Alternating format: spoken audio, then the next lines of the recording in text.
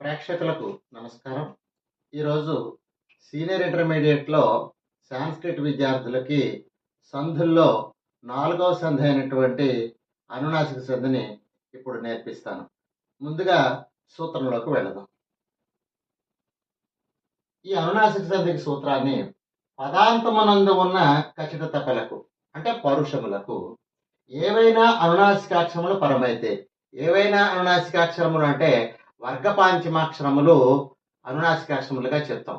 ఇందులో ఖచ్చిత తపలకి ఏ అనునాసికాక్షరములు పరమైనప్పటికీ అంటే ఈ క చ ట తప అనేటటువంటి ఈ అక్షరాలు ఇవి హల్సంధిలో ఉన్నటువంటి అక్షరాలు కాబట్టి ఇవి పొల్లు రూపంలో ఉంటాయి.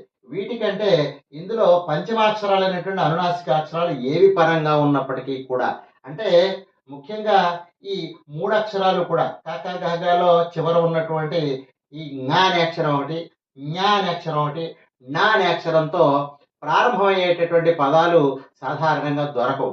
అందువల్ల న, మ అనే అక్షరాలు మాత్రమే ఉత్తర పదంలో పరమైనట్లుగా చెప్పుకోవాలి. అందువల్ల ఉత్తర పదమునందు న, మ అనే అక్షరాలతో ప్రారంభమయ్యేటటువంటి పదాలు కనుక ఖచ్చిత తపలకు పరమైనట్లయితే అప్పుడు ఈ ఖచ్చిత తపలు తమ వర్గానికి చెందిన పంచమాక్షరములుగా మారతాయి. ఇప్పుడు ఉదాహరణల్లోకి వెళదాం.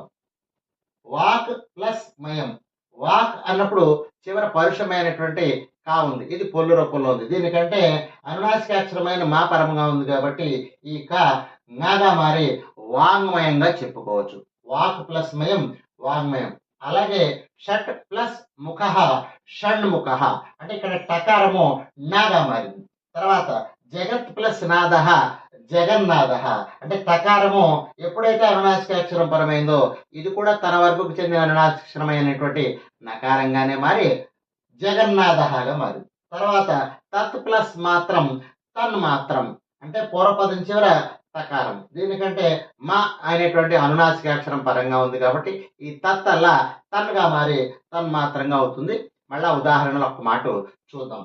వాక్ ప్లస్ మయం వాంగ్మయం, షట్ ప్లస్ ముఖ షణ్ముఖ, జగత్ ప్లస్ నాద జగన్నాథ, తత్ ప్లస్ మాత్రం తన్మాత్రం.